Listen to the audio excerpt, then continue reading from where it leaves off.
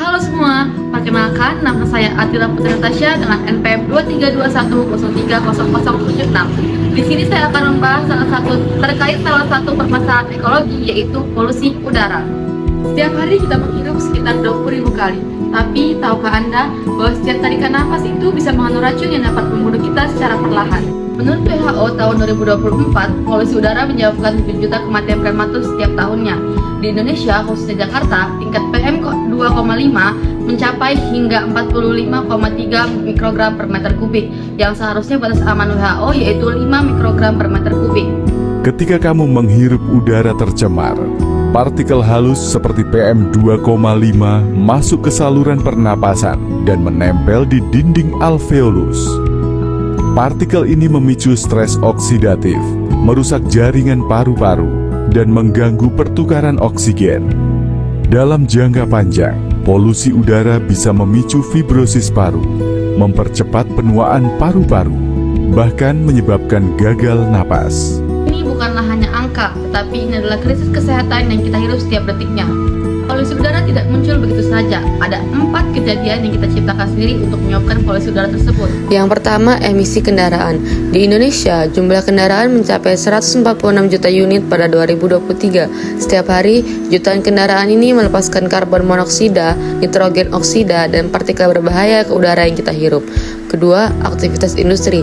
Pabrik-pabrik melepaskan sulfur dioksida, timbal, dan zat kimia berbahaya lainnya tanpa filter yang memadai. Data Kementerian Lingkungan Hidup 2024 mencatat 40% industri di Jawa belum memenuhi standar emisi.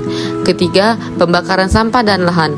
Setiap tahun, kebakaran hutan dan lahan di Kalimantan dan Sumatera menghasilkan kabut asap yang melintasi negara tetangga.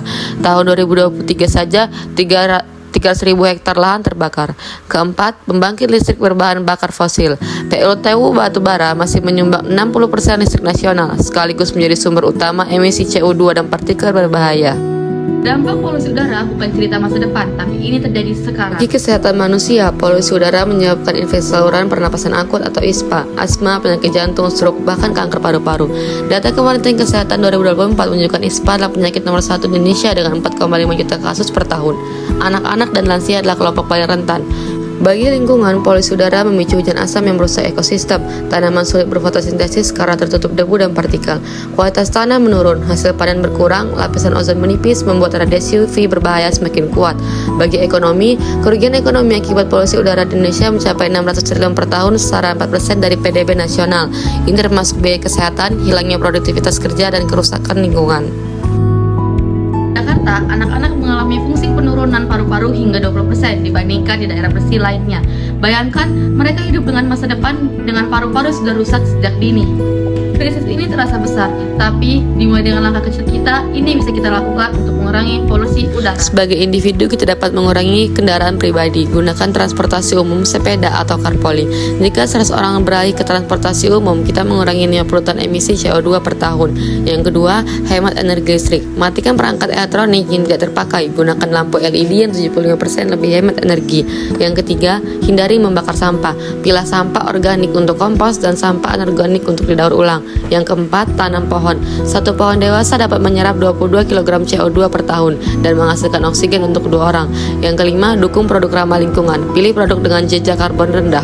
Sebagai komunitas, kita dapat mengadakan program Bike to Work atau Car Free Day di lingkungan, buat taman kota atau ruang terbuka hijau bersama, kampanyekan penggunaan energi terbarukan, suarakan kepada pemerintah atas kebijakan uji emisi kendaraan yang ketat, dukung transisi ke energi terbarukan, minta pengawasan industri yang lebih tegas.